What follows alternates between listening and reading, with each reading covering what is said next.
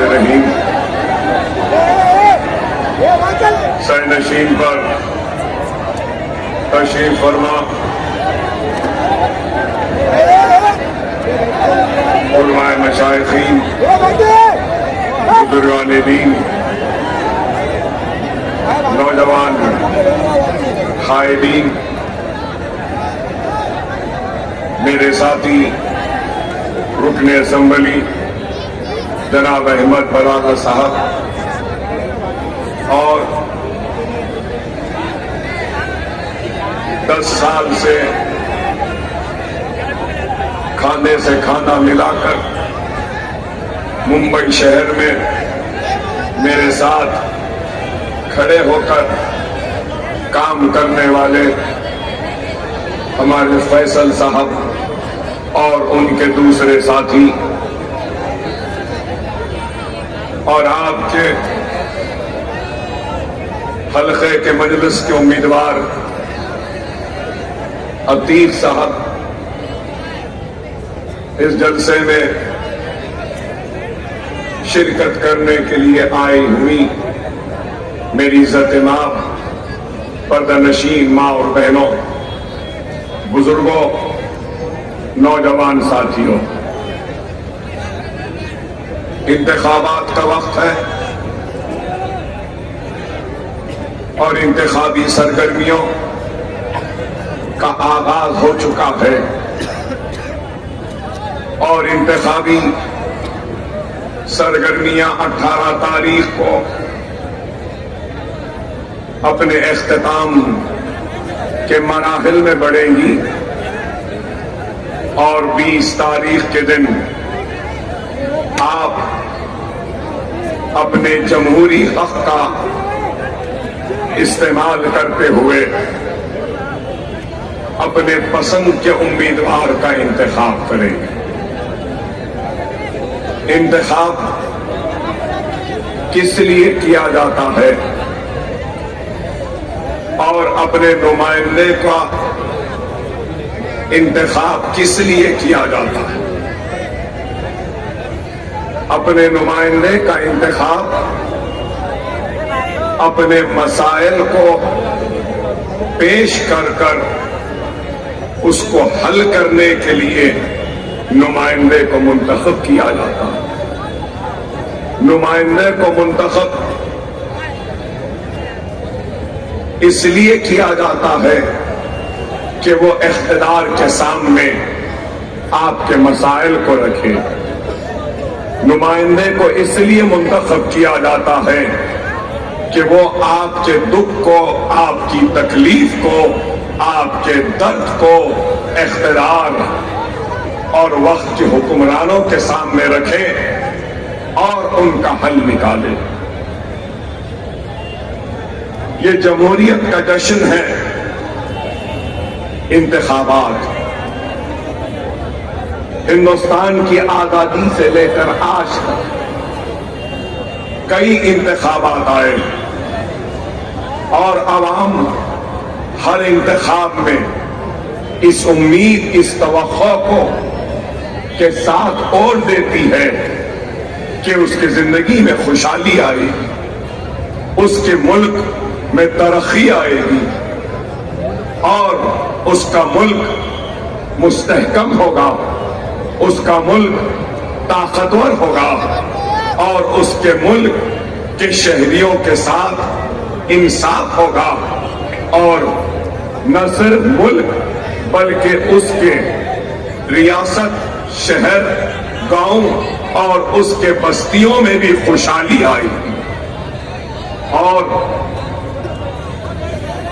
हमने जवाहरलाल नेहरू से लेकर आज के वजीर आजम तक यही उम्मीद, यही तवक्को के साथ वोट दिया कि खुशहाली आएगी, तरक्की आएगी, नौजवानों को पढ़ने के मौके मिलेंगे, महंगाई कम होगी, खेल कूद के लिए मैदान होंगे, बीमारी में इलाज के लिए दवाखाने होंगे, डिग्रियों के कॉलेजेस होंगे और डिग्रियों के बाद रोजी मिलेगी और मुल्क तरक्की करेगा और गरीब भी इस मुल्क के तरक्की में अपनी तरक्की को भी देखेगा।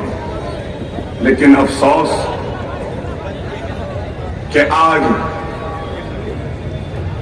इस मुल्क में हिंदू है,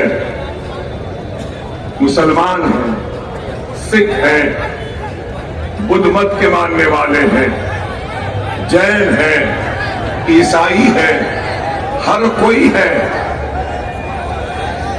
इस मुल्क में मैं ये भी कहूं तो गलत ना होगा कि इस मुल्क में भगवान अल्लाह गॉड को नहीं मानने वाले भी हैं। ये मुल्क सबका है और इस मुल्क की खुशहाली, इस मुल्क की तरक्की, इस मुल्क की ताकत उस वक्त ही पूरी होगी जब इस मुल्क के हर शहरी को इस बात का एहसास न हो कि हम भी इस तरक्की के हिस्सेदार हैं, हम भी इस खुशहाली के हिस्सेदार हैं, हम भी इसकी ताकत के हिस्सेदार हैं। अगर कोई ये सोच रहा है कि हम इस मुल्क को तरक्की देंगे सिर्फ हिंदुओं को लेकर, या अगर कोई ये सोच रहा है कि हम इस मुल्क को ताकतवर बनाएंगे सिर्फ मुसलमान को लेकर या सिर्फ सिख को लेकर, ईसाई को लेकर, नहीं मेरे भाई, सिर्फ एक को लेकर ये मुल्क ताकतवर, ये मुल्क कामयाब, ये मुल्क खुशहाल, ये मुल्क तरक्की याफ्ता, ये मुल्क मजबूत नहीं हो सकता। ये मुल्क उसी वक्त मजबूत होगा, मुस्तहकम होगा, ताकतवर होगा जब इस मुल्क के हर शहरी को इस बात का एहसास होगा कि हां, मैं भी तरक्की का हिस्सेदार हूं, मैं भी खुशहाली का हिस्सेदार हूं, मैं भी मुल्क के ताकत का हिस्सेदार हूं। इस बात का एहसास हर एक को हो। लेकिन आज जब हम हमारे सियासी कायदीन के तकारीर को देखते हैं और उनके काम को देखते हैं, कारकर्दगी को देखते हैं, तो हमको यही दिखाई देता है कि हर कोई मखसूस अपने तबके के लिए काम करता। इस मुल्क का सबसे बड़ा अलमिया है कि आज इस मुल्क को मजहब के नाम पर नफरतों की दीवारों पर खड़े कर कर हिंदू, मुस्लिम, सिख, ईसाई, दलित, बैकवर्ड क्लास, मराठा समाज या दूसरे समाजों के नाम पर बांटा जा रहा है। और अगर मैं आज आपके दरमियान में खड़ा हूं तो मैं हिंदुस्तान को मुस्तहकम करने के लिए, हिंदुस्तान को मजबूत करने के लिए, हिंदुस्तान को ताकतवर बनाने के लिए खड़ा हूं। और मैं कोई नफरत की दीवार खड़े करने के लिए नहीं खड़ा।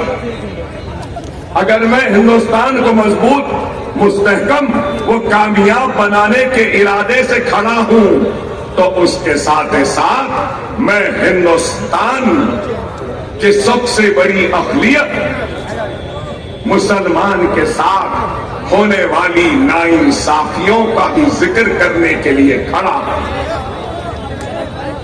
और मुसलमान की बात करना कोई गुनाह नहीं है, मुसलमान की बात करना कोई खता नहीं है, मुसलमानों की तरक्की की बात करना कोई गुनाह नहीं, मुसलमानों के बस्तियों में तरक्याती सरगर्मियों का मुतालबा करना कोई गुनाह नहीं।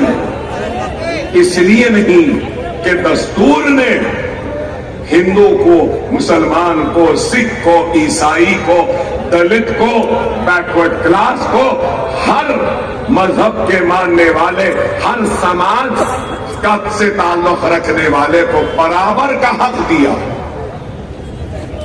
कोई नंबर 1 सिटीजन या कोई नंबर 2 सिटीजन, कोई नंबर 3 सिटीजन, कोई नंबर 4 सिटीजन, कोई नंबर 5 सिटीजन नहीं है। हर कोई नंबर 1 सिटीजन है। हिंदू भी नंबर 1 है, मुसलमान भी नंबर 1 है, सिख भी नंबर 1 है, ईसाई भी नंबर 1 है। और मैं ये बात किसी से डरे बगैर, किसी से घबराए बगैर कह रहा हूं कि क्या इस बात से कोई इनकार कर सकता है कि हिंदुस्तान में सबसे पिछड़ा हुआ, सबसे पीछे, सबसे आखिर जिंदगी के हर शोबे में अगर कोई है तो वो मुसलमान। क्या इस बात से कोई इनकार करेगा कि तालीम में सबसे पीछे मुसलमान, रोजगार में सबसे पीछे मुसलमान, गंदी नाली और मोरियों के दामन में अपना छोटा एक झोपड़ा बनाने वाला और वहां अपनी जिंदगी गुजारने वाला क्या मुसलमान नहीं? आज अगर मैं मुसलमान की बात कर रहा हूं तो इसलिए कर रहा हूं, अगर हम गोपाल सिंह कमेटी की रिपोर्ट को देखें या फिर हालिया अरसे की सच्चर कमेटी को देखें तो इन रिपोर्टों ने बताया कि SC, ST, BC से भी अगर कोई पीछे है तो वह हिंदुस्तान का मुसलमान। मैं 6 मरतबा इलेक्शन जीत चुका हूं, 6 मरतबा, 6 टाइम का MLA। और मैं जब भी इलेक्शन जीतता हूं, जीतने के बाद असेंबली में मुझे कसम दिलाई जाती है, मैं दस्तूर के नाम पे हलफ लेता हूं, कसम खाता हूं कि मैं दस्तूर की हिफाजत करूंगा। और मेरी कसम मुझसे कहती है कि मैं बहैसियत एक MLA, मेरा सबसे पहली अगर कोई जिम्मेदारी है तो वो जिम्मेदारी ये है कि जो पिछड़ा हुआ है, जो कमजोर है, जो पीछे है, उसको आगे बढ़ाकर लेकर आऊं। आज लोग कहते हैं कि अकबर ओवैसी मुसलमान की बात कर रहा है। नहीं, मैं हिंदुस्तान की बात कर रहा हूं, भारत की बात कर रहा हूं, इंडिया की बात कर रहा हूं, मैं हिंदुस्तानी की बात कर रहा हूं, मैं भारतीय की बात कर रहा हूं, मैं इंडियन की बात कर रहा हूं, जो इंडियन मुसलमान भी है। गलत है क्या? आज अफसोस के साथ कहना पड़ता है कि हम सबसे पीछे हैं, पिछड़े हुए हैं। आखिर अगर किसी को एतराज है तो मैं ये बात अलल ऐलान कह रहा हूं, जिस दिन हिंदुस्तान का मुसलमान आगे आ जाएगा, तालीम के मैदान में, रोजगार के मैदान में, खुशहाली के मैदान में, उसके बस्तियां तरक्की हो जाएंगी।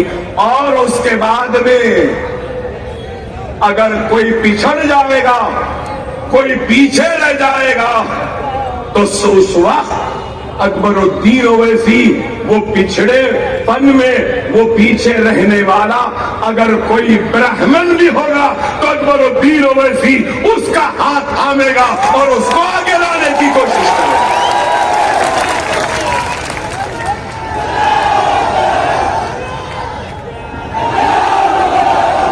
मैं मुसलमान हूं, मैं मुसलमान हूं, मैं मुसलमान हूं और ला इलाहा इल्लल्लाह मुहम्मद रसूलुल्लाह कलमा पढ़ता। मैं मोहम्मद मुस्तफा सल्लल्लाहु अलैहि वसल्लम का उम्मती हूं और मुसलमान होने पर मुझे फख्र है मुसलमान होने पर मुझे फख्र है तो हिंदुस्तानी होने पर मुझे नाज है।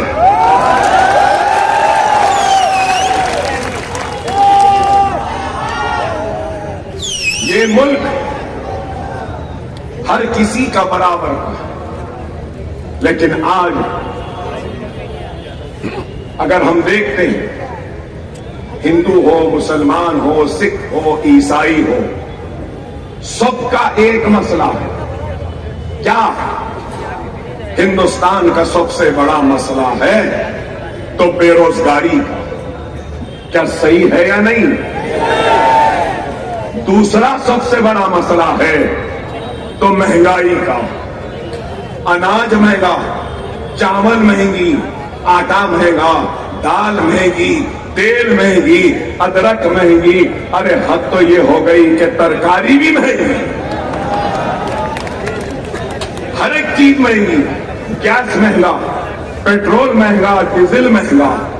महंगाई सबका मसला है, बेरोजगारी सबका मसला है।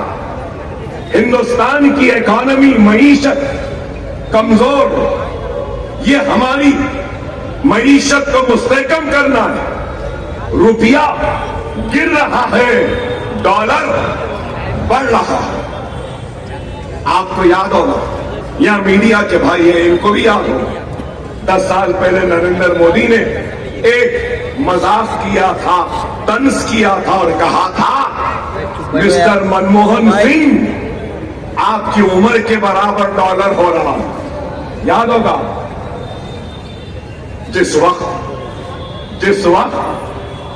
नरेंद्र मोदी वजीर आजम बने, उस वक्त डॉलर कितना था? एक डॉलर 59 रुपीस 44 पैसा था। कितना? 10 साल पहले 59 रुपीस 44 पैसा। और आज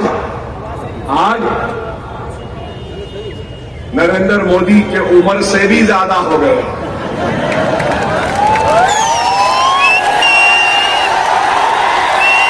कितना हो गया?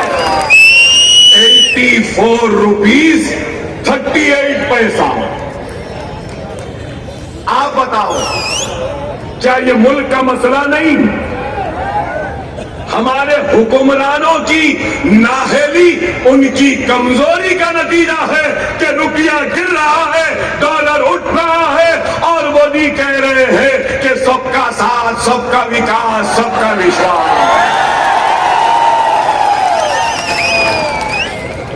अरे आप बताओ,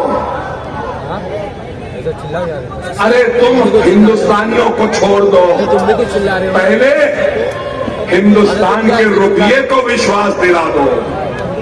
वही का वो भी नहीं दिला। आप बताओ, क्या मेरी बात गलत है? बेघर लोगों को घर देना है, ये मसला है।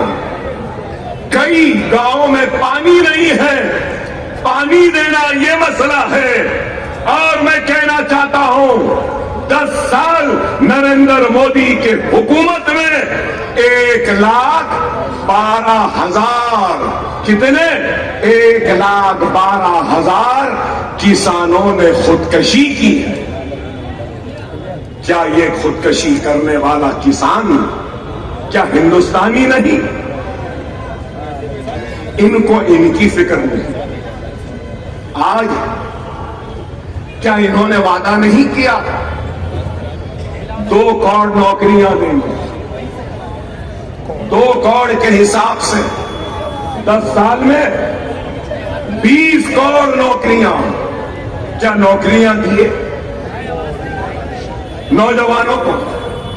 अरे आज अभी आते आते मैं देखा, वो एजुकेटेड, वो ग्रेजुएट नौजवान जो एम्प्लॉयमेंट बोर्ड में अपना रजिस्ट्रेशन करवाता है कि मैं एजुकेटेड हूं, तालीम याफ्ता हूं, लेकिन बेरोजगार हूं, तो उनकी तादाद कितनी हो गई? आपको सुन के हैरत होगी कि 5 करोड़ से ज्यादा नौजवानों ने अपना रजिस्ट्रेशन करवाया है और कहा है कि मैं ग्रेजुएट हूं और मेरे पास नौकरी नहीं। फिर भी मिस्टर मोदी कहते हैं कि हां हम काम कर रहे हैं, मोदी सरकार। अरे मैं पूछना चाहता हूं और एक बात, 10 साल 16 लाख 10 साल में 16 लाख बड़े बड़े पैसे वाले हिंदुस्तानियों ने अपनी हिंदुस्तानी की शहरियत को छोड़ दिया और दूसरे ममालिक की शहरियत को ले लिया। यही वजीर आजम ने कहा, ना खाऊंगा ना खाने दूंगा। बोले ना, एक तरफ 1,12,000 किसान मर रहा है, खुदकशी कर रहा है, कर्ज में डूबा हुआ है और उसकी फसल तबाह होती है, तो हिंदुस्तान के वजीर आजम के पास इस खुदकशी करने वाले किसान को पैसा देने के लिए पैसा नहीं है। लेकिन 28 सुनो 28 बड़े बड़े बिजनेसमैन, मेहुल चौकसी, विजय माल्या और कई ऐसे बड़े बड़े बिजनेसमैन बैंक से पैसा उठाए और मुल्क से बाहर भाग गए। मुल्क का कितना पैसा डुबाकर और लेकर भाग गए, आपको सुन के हैरत होगी कि 1,40,000 करोड़ रुपया लेकर भाग गए। क्या हुक्मरान, सरहदें महफूज है, चाइना घुस रहा है, हमारे चेक पॉइंट्स पर आ रहा है, क्या कर रहे हैं? फिर बातें बड़ी बड़ी, चलो वुमेन सिक्योरिटी की बात करते हैं। यहां बैठी है मेरी मां और मेरी बहनें, ये मेरा बेटा नहीं है, एनसीआरबी का है, एनसीआरबी का डेटा है। वुमेन इन सिक्योरिटी, हर साल हिंदुस्तान में 30,000 औरतों का रेप होता है। 30,000 हर रोज 82 रेप, और ये रेप रिपोर्टेड हैं, अनरिपोर्टेड कितने रेप्स होते हैं नहीं मालूम। अगर देख लिया जाए तो हर 15 मिनट में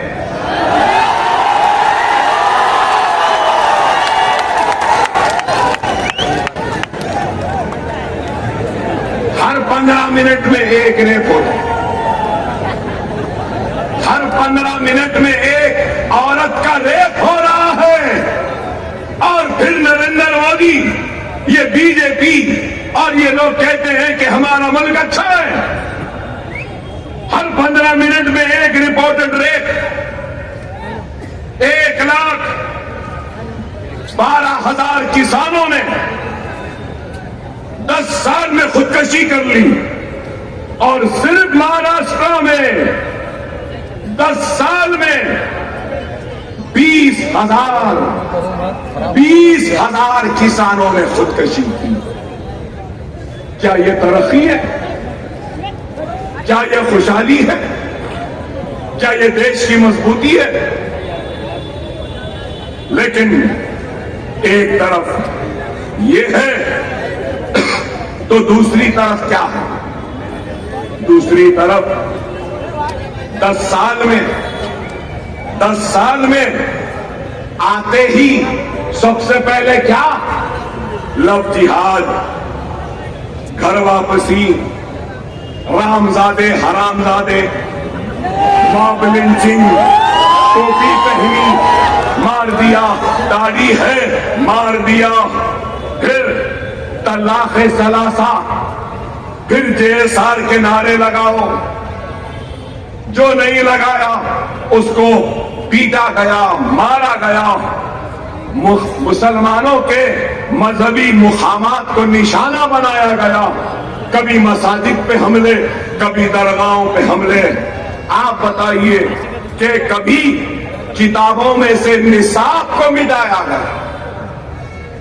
तो कभी बुलडोजर के जरिए गरीबों के घरों को गिराया गया। ये इंसाफ है। न सिर्फ ये बल्कि पुलिस की कस्टडी में जो लोग हैं जिनकी हिफाजत करना पुलिस की जिम्मेदारी है, जो जुडिशियल कस्टडी में है, पुलिस के निगरानी में है, वो दवाखाने को जाते हैं तो उनको गोलियां मार दी जाती है। क्या ये इंसाफ है? क्या ये कामयाब हुक्मरानी है? मैं पूछना चाहता हूं, सीए एनआरसी के जरिए डराने की कोशिश, अब वक्फ अमेंडमेंट बिल के जरिए डराना चाहते हैं, यूसीसी यूनिफॉर्म सिविल कोड की बात करते हैं तो मुसलमानों का एनकाउंटर करते हैं, मुसलमानों का समाजी बायकॉट की बात करते हैं तो कोई मस्जिद में घुस के मारने की बात करते हैं। आप बताओ, क्या हिंदुस्तान का मसला वो किसानों की खुदकशी, क्या लव जिहाद घर वापसी से कम हो जाएगी? मैं पूछना चाहता हूं, क्या वो महाराष्ट्र का किसान जो खुदकशी कर रहा है, रामजादे या हरामजादे बोलने से क्या अपनी खुदकशी रोक देगा? मेरा जवाब दो। वो जालिम जो हमारी मां और बहनों का रेप कर रहे हैं, क्या ढेर सार के नारे लगाने से रेप कम हो जाएंगे? बीफ बीफ बीफ कह के मारते हो, पीटते हो, लोचते हो। मैं उनसे पूछना चाहता हूं, मैं उनसे पूछना चाहता हूं, खराब दिखेगा, गौ रक्षक है ना? गौ रक्षक जो गौ माता की रक्षा करते हैं, करना चाहिए।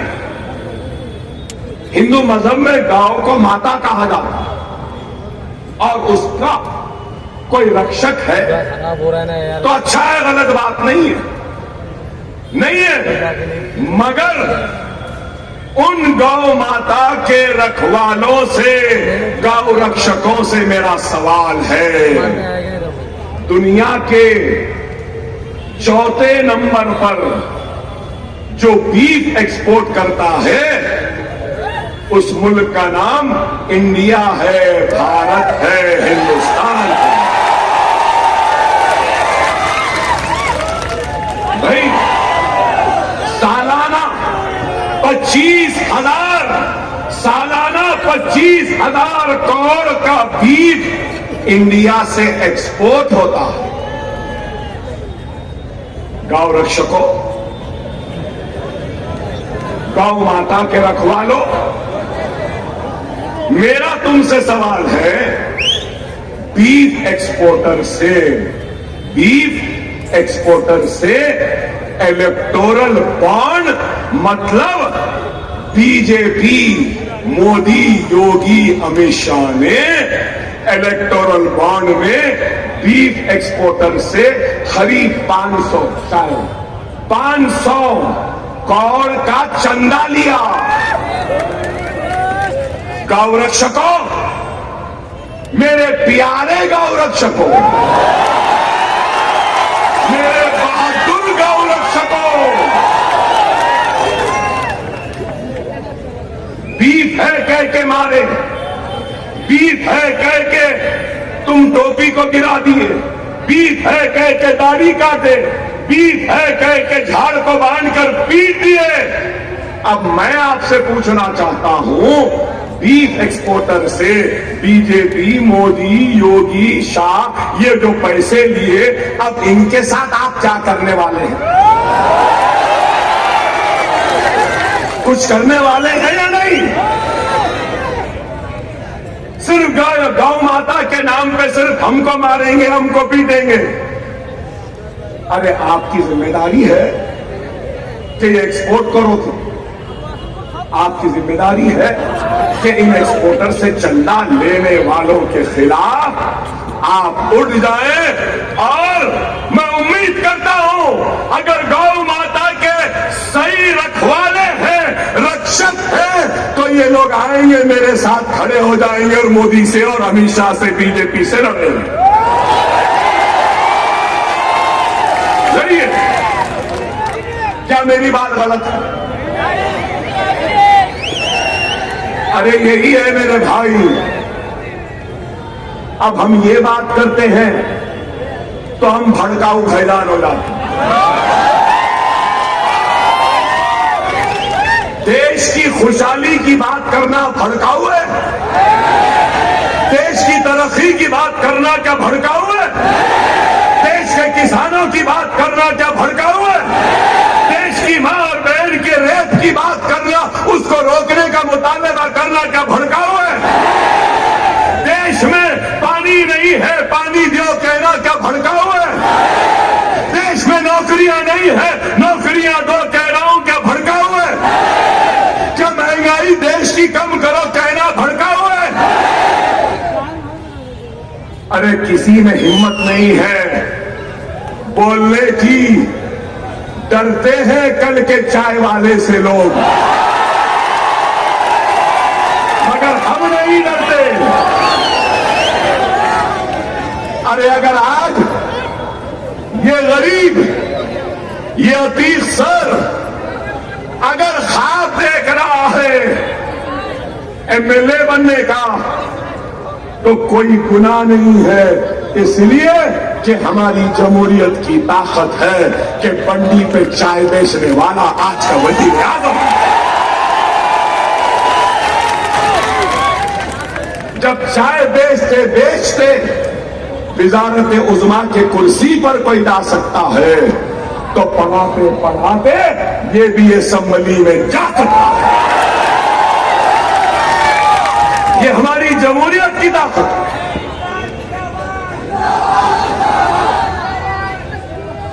और अगर मैं अभी चाय की बात की या चाय वाले की बात की, तो भाई मुझे तो नहीं मालूम, मुझे तो मालूम भी नहीं था कि मिस्टर मोदी चाय बनाते थे, चाय बेचते थे। मुझे नहीं मालूम। उन्होंने खुद कहा कि मैं चाय वाला था, चाय बनाता था। उन्होंने नहीं कहा क्या उन्होंने नहीं कहा? उन्होंने खुद कहा। सिर्फ चाय की बात नहीं किया, उन्होंने ये भी कहा, मुझे याद है कि कोई लोग आते थे और बोलते थे कि कड़क चाय दो, कोई आते थे बोलते थे नरम चाय। ये भी उन्होंने कहा, मैं नहीं कहा। अरे चाय बनाना कोई गुनाह नहीं है। गुर्बत से ऊंचा उठना हर एक का हक है, और ये हमारी जमहूरियत की कामयाबी की निशानी है कि चाय वाला भी वजीर आजम बन सकता है।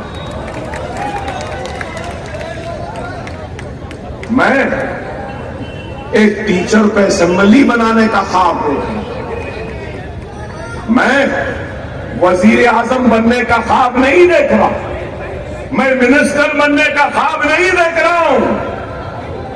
मैं सिर्फ एक दवाखाने की चपरासी की नौकरी का ख्वाब देख रहा हूं। मैं कोई एमपी बनने का या हिंदुस्तान के वजीर दाखिला बनने का ख्वाब नहीं देख रहा हूं। मैं सिर्फ मेरी जरूरत के वक्त एक साफ सुथरा अच्छा पढ़ने का ख्वाब देख रहा हूं। मैं सिर्फ अपने बच्चों को पढ़ाने के लिए स्कूल का ख्वाब देख रहा हूं। मैं अपने बच्चों की तालीम के लिए कॉलेज का ख्वाब देख रहा हूं। मैं ऐसे मैदान चाहता हूं जहां मेरे बच्चे खेले कूदे और अजहरुद्दीन बने, विराट कोहली बने, सानिया मिर्जा बने या सानिया नेहवाल बने। मैं ये ख्वाब देख रहा हूं। क्या ये ख्वाब देखना गुनाह है? क्या ये ख्वाब देखना गलत है? अरे आज आपको हमको गौर और फिक्र करना है। यहां कई लोग होंगे जो सोच रहे होंगे कि अकबर ओवैसी यहां क्या कर रहा है, क्यों आया। मेरे भाई, मैं आज एक इंकिशाफ कर रहा हूं, एक इंकिशाफ कर रहा हूं, और वो इंकिशाफ ये है कि मेरी जिंदगी में बहुत कम वक्त ऐसे आए जब मैं किसी को सुनना चाहता हूं, और अल्लाह ने आज मुझे वो लम्हा दिया मुझसे पहले कि अतीक को सुनने की हसरत थी, ख्वाहिश थी। अरे इस नौजवान में मैंने उस चिंगारी को देखा है, उस चिंगारी को देखा है जो आने वाले कल में बहुत बड़ी आग लगा सकती है। मैंने उस जज्बे को देखा है, उस इखलास को देखा है, उस ईमानदारी को देखा है, और उन ख्वाब को जो ये देखा है कभी अकबरुद्दीन ओवैसी ने भी देखा था। आप बोलेंगे अकबर साहब आप क्या देखे? मैं आज गोवंडी की आवाम से वोट जरूर मांगूंगा, मगर किसी की बुराई, किसी की नाकामी या किसी को बुरा बोलकर वोट नहीं मांगूंगा, नहीं मांगूंगा। मगर ये बात जरूर कहूंगा, एक 15 साल के एमएलए है, शायद एक 25 साल के, मैं 6 मरतबा इलेक्शन जीता। चलो थोड़ी देर मेरे बारे में भी सुनिए। मैं भी मजलिस के कभी स्टेज पे जलसों पे नहीं बैठता था। मैं भी मजलिस का एक वर्कर था और वहीं पर बैठता था जहां पे आप हैं। अल्लाह का शुक्र, अल्लाह ने वहां से यहां पहुंचाया, और मैं 1999 में पहला इलेक्शन लड़ा, फर्स्ट। मेरी उम्र 25 साल थी, और मेरे मुकाबले में, अफ्ती साहब सुनो, मेरे मुकाबले में 23 साल का एमएलए था। मेरे मुकाबले में ऐसा एमएलए था जो 23 साल से मुसलसिल जीत रहा। मैं 25 साल। तो लोग मुझे बोले, अरे तुम पैदा भी नहीं हुए थे जब से ये एमएलए है, तुम क्या हराओगे। आपको मैं बताना चाहता हूं, उस वक्त इंतखाब में जब मैं आया तो मेरा नारा क्या था मालूम आपको? मैंने आवाम से कहा, अगर एमएलए बन जाऊंगा तो मासूम उंगलियों के बीच में कलम थमाऊंगा और नन्हे मुन्ने खानों पे बस्ता थमाऊंगा, स्कूल बनाऊंगा, तालीम दूंगा गरीब को। मैंने वादा किया कि अगर एमएलए बन जाऊंगा तो 200 यतीम बच्चियों की शादियां करवाऊंगा। आज आपकी जो गोवंडी है ना, गोवंडी जैसी ही दिखाई देती थी जहां से मैं इलेक्शन लड़ा। गधे लौटते थे, खच्चर लौटते थे, बस जानवर लौटते थे, और वहां पे खुली मोड़ियां, गंदगी थी। अल्हम्दुलिल्लाह पहला स्कूल बनाया तो कैसे बनाया मालूम? 25 वर्ष का मेरे पास भी पैसा नहीं था, तो एमएलए की जो हर महीने की तनख्वाह आती थी ना, 5 साल की तनख्वाह को जमा कर कर एक स्कूल बनाया।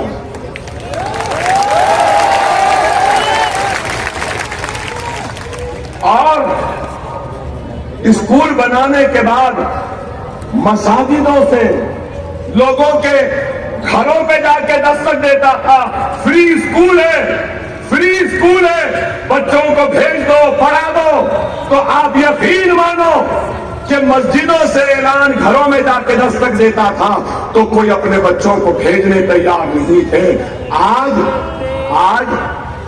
एक नहीं, 2 नहीं, 3 नहीं, 4 नहीं, 5 नहीं, 6 नहीं, 7 नहीं, 8 नहीं, 9 नहीं, 10 स्कूल है मेरे अपने जो मैं खुद चलाता हूं।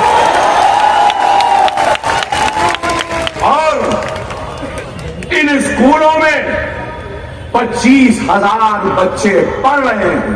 कितने? 25,000। अरे गौर करो मेरे भाई, अगर नीयतें होती है ना तो अल्लाह गैर से मदद करता। मुझे खुद भी नहीं मालूम था कि मैं इतने स्कूल बनाऊंगा, मगर आज 25,000 बच्चे। यहां बैठी है मेरी मां और बहनें, आप लोगों से कहूंगा, मेरे हल्के में हैदराबाद में 2.5 लाख औरतों को मैंने वोकेशनल में ट्रेनिंग दी है। मोमबत्ती, अगरबत्ती, papad, beauty parlour, sewing, fashion designing, spoken English, computer courses, mehndi designing, 2.5 lakh खवातीन को मैंने अब तक ट्रेन किया। अल्हम्दुलिल्लाह 4 जूनियर कॉलेज भी हैं मेरे, 4 जूनियर कॉलेज। आइंदा साल 2 डिग्री कॉलेज भी शुरू हो रहे हैं मेरे अपने। और सुनिए अतीक सर, और सुनिए, एंड की ट्यूशन फ्री, इंटरमीडिएट की ट्यूशन फ्री, डिग्री इकोनॉमिक्स की ट्यूशन फ्री, डिग्री कॉमर्स की ट्यूशन फ्री, और फिर इंजीनियरिंग की ट्यूशन फ्री, और जीएसटी की ट्रेनिंग फ्री, आईएलटीएस की ट्रेनिंग फ्री, जीमैट की ट्रेनिंग फ्री, सैट की ट्रेनिंग फ्री। 40,000 बच्चों को फ्री ट्रेनिंग और ट्यूशन दे रहा हूं हर साल। ये औरतें बैठी हैं जो सुइंग और फैशन डिजाइनिंग का कोर्स करते हैं, 3 महीने का कोर्स। 3 महीने का कोर्स खत्म हुआ, सर्टिफिकेट के साथ एक सिलाई मशीन भी देता हूं। ब्यूटी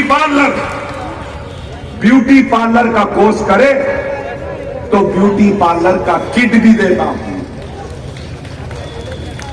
अरे मेरे पास भी कुछ नहीं था, ये मुसलमानों की दुआएं हैं, इनका इत्तेहाद है, और आका मोहम्मद मुस्तफा सल्लल्लाहु अलैहि वसल्लम का तुफैल है कि आज ये है। अरे अल्लाह ने इतनी दौलत दी, 3 टर्म के एमएलए को भी दौलत दी, 5 टाइम के एमएलए को भी दौलत दी। अफसोस अल्लाह ने इनको हम को देने और बांटने की हिदायत नहीं दी।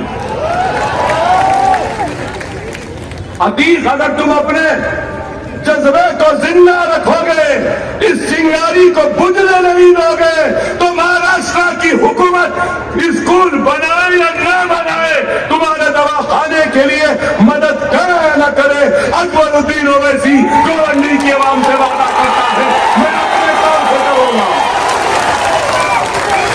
मैं अपने तौर से करूंगा। दवाखाने में स्टाफ नहीं, इक्विपमेंट नहीं, आप होने के बाद करेंगे, आओ मुझसे जो ताबन हो सकता है मैं करूंगा।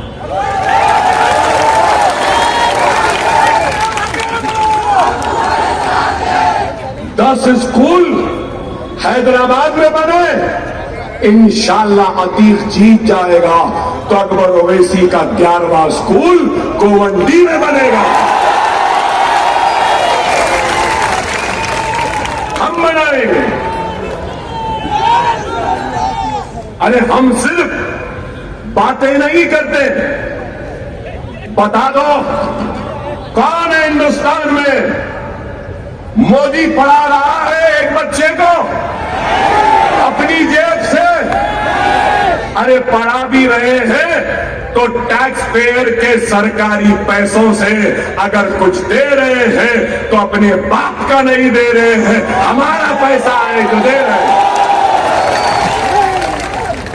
हमारे दवाखाने भी है, मालूम आपको, एक 2000 बिस्तर का और एक 1500 बिस्तर का, मालूम आपको। डिलीवरी फ्री होती है हमारे पास, ऑपरेशन से बच्चा 6000 में, डायलिसिस 500 रुपये में, आंखों का मोतिया का लेंस के साथ operation free, general ward free, 3 time के खाने के साथ फ्री।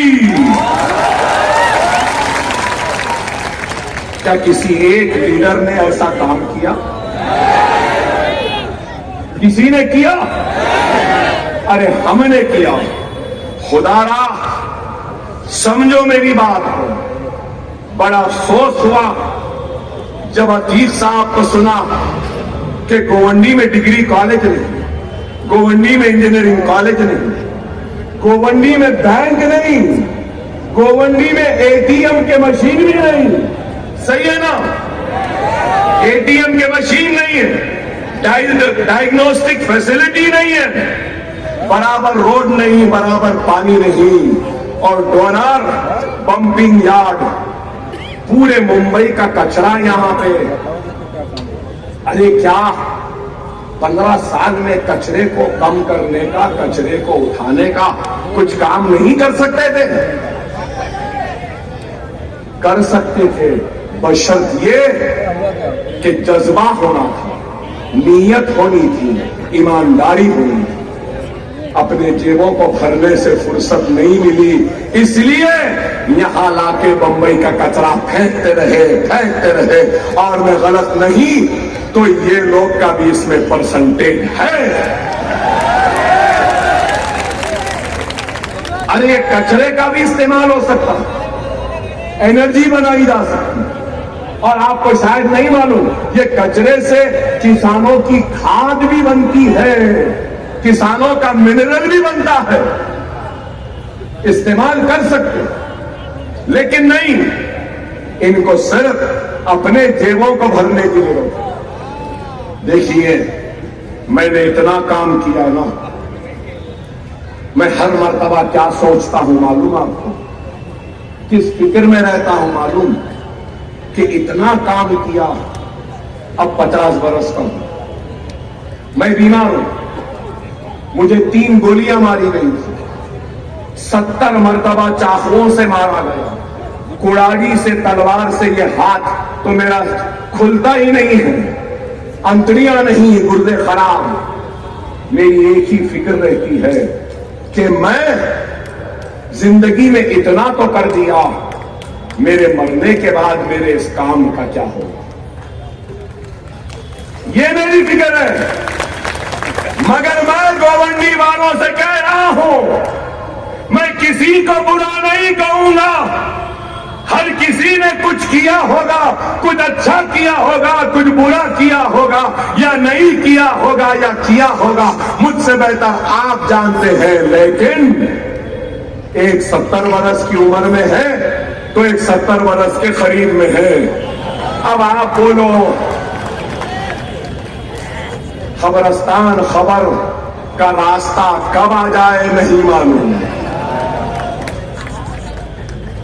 अच्छा कर लिए ना 70 वर्ष तक, अब इबादत करो, अल्लाह अल्लाह करो, तौबा तौबा करो, माफी मांगो, नौजवानों के हाथों में दे दो, नौजवान इस गवंडी को आगे ले जाएगा।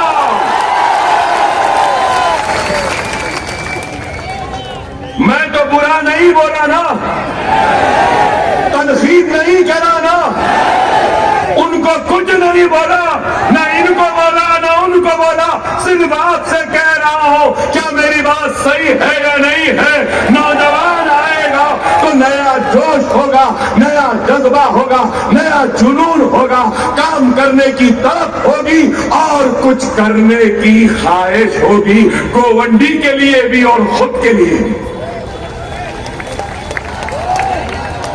इसलिए कह रहा हूं, मैं जानता हूं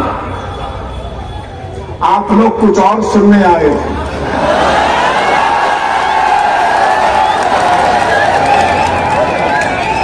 मगर उस कुछ और से ये अच्छी थी या नहीं बताओ। अरे मेरे भाई, फर फर फर फर फर फर तकरीर करना आसान है, उसका जादू तो अकबरुद्दीन ओवैसी को आता है, अपने अल्फाज के जादू में बहाकर ले जाना भी आता है। लेकिन मैं सिर्फ तकरीर नहीं करता हूं, मैं अमली तौर पे भी काम करता हूं और उस काम को आप तक पहुंचाना चाहता। वो काम जो हमने हैदराबाद में शुरू किया, उस काम को हिंदुस्तान के कोने कोने में पहुंचाना चाहता। खुदा वक्त की नजाकत को समझो, हर किसी की आवाज है, हर किसी की आवाज है, हमारी आवाज नहीं। आओ अपनी आवाज लाओ, दियानतदार आवाज को पैदा करो। आज शिवसेना के दो टुकड़े हैं, उद्धव सेना शिंदे से, एनसीपी के दो टुकड़े, एनसीपी के दो टुकड़े हैं, शरद पवार अजीत पवार। कांग्रेस सबकी आइडियोलॉजी होती है, सही है ना। अमेरिका में इलेक्शन हुआ, रिपब्लिकन डेमोक्रेट्स, सही है ना। और यहां पे बीजेपी हो, आरएसएस हो या फिर उद्धव ठाकरे हो, ये किसकी आइडियोलॉजी को मानते हैं? हिंदुत्व की आइडियोलॉजी। वीर सावरकर की, सही है या गलत? वीर सावरकर की आइडियोलॉजी को मानते हैं ना, और गोलवालकर को मानते हैं ना, सही है ना। अब सवाल इस बात का है कि कांग्रेस किसको मानती है? तो कांग्रेस बोलेगी हम गांधी को मानते हैं। तो सवाल ये है कि गांधी सावरकर से कैसे मिल गए? क्या क्या क्या राहुल गांधी, सोनिया गांधी, प्रियंका गांधी वीर सावरकर की तारीफ कर सकते हैं? क्या राहुल गांधी, सोनिया गांधी बाल ठाकरे की तारीफ और खसीदा पढ़ सकते हैं? क्या उद्धव ठाकरे वीर सावरकर को छोड़कर गांधी को मान सकते हैं? अरे ये तो गोडसे को मानने वाले हैं। तो फिर ये लोग कैसे एक हो गए? आइडियोलॉजी कहां है? ना खाऊंगा ना खाने दूंगा। अजीत पवार हजारों करोड़ खा के हजम करके जेब में रख के निकल गए, आपसे मिल गए तो ये ईमानदार हो गए। वाह, मिस्टर मोदी के पास तो एक वॉशिंग मशीन है, करप्ट लोगों को लाते हैं, उसमें डालते हैं, धो देते हैं साफ। अरे आप बताओ, याद रख लो, अजीत दादा पवार आते हैं एक कैंडिडेट के लिए, यात्रा निकाले ना आपके पास। अरे भाई होशियार, अगर आप उनको वोट देंगे तो वो वोट आपके लेकर ले जाकर मोदी के कदमों में डाल देगा। क्या आप चाहते हैं? क्या आप मोदी को वोट देंगे? क्या आप योगी को वोट देंगे? मगर ये लोग कैसा आ रहे मालूम? ऐसा खाना नहीं, ऐसा दूर से, खुदारा होशियार। सब इधर उधर जा सकते हैं, हम नहीं जाएंगे।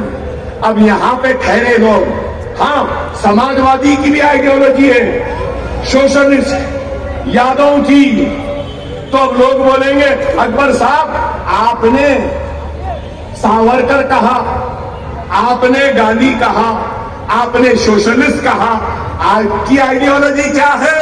मेरी आइडियोलॉजी और मेरे हीरो मोहम्मद मुस्तफा सल्लल्लाहु अलैहि वसल्लम, मेरी आइडियोलॉजी सुन्नत रसूल अल्लाह, ये है, यही है। खुदारा समझो, खुदारा समझो, मैं कह रहा हूं अभी 3 मिनट है, सुन लो, सुन लो, सुनने वाले सुन लो। मैं चेहरे पे दाढ़ी रखूंगा, मेरी बच्ची हिजाब करेगी, मैं मस्जिद में नमाज अदा करूंगा। फर्ज तो छोड़ो, सुन्नत और नफिलों को भी नहीं छोड़ूंगा। मैं हिंदुस्तानी हूं और हिंदुस्तान पे एक सर पे टोपी पहनने वाले का भी उतना ही हक है जितना माथे पे तिलक लगाने वाले का। ये मुल्क मेरा भी था, मेरा भी है। ये मुल्क किसी के बाप की जागीर नहीं है, ये मुल्क हम सब का है। और याद रखो, डरने घबराने की जरूरत नहीं है। मुझे इतने गोलियां लगे, मरा क्या? जेल में कई मरतबा रहा, क्या खत्म हुआ? अरे मौत हयात अल्लाह के हाथ है। और अभी मैंने सुना कि हमको खरीदने की कोशिश कर रहे हैं। खुदा की कसम, जो ला इलाहा इल्लल्लाह मुहम्मद रसूलुल्लाह कलमा पढ़ता है वो तो पहले ही फरोख्त हो चुका है अल्लाह के नाम पर। और दुनिया की कोई ताकत हमको खरीद नहीं सकती। हमको मुनज़्ज़म होना है, मुत्तहिद होना है। एक जोरदार नारा लगाता हूं मैं, अकबरुद्दीन ओवैसी, इस गोवंडी की आवाम की तरफ से महाराष्ट्र की हुकूमत और पुलिस से ये मुतालबा करता हूं कि आप रसूल अल्लाह की शान में गुस्ताखी करने वाले उस गुस्ताख को फौरन गिरफ्तार करें, जेल में डालें और कानूनी कार्रवाई करें। क्या आपको ये मंजूर है? नारे तकबीर, नारे तकबीर, नारे तकबीर। हिंदुस्तान, भारत, इंडिया, पतंग पतंग पतंग पतंग पतंग पतंग पतंग आएगी। 20 तारीख को अतीक सर असेंबली में जाएगा। अस्सलाम वालेकुम व रहमतुल्लाहि व बरकातहू।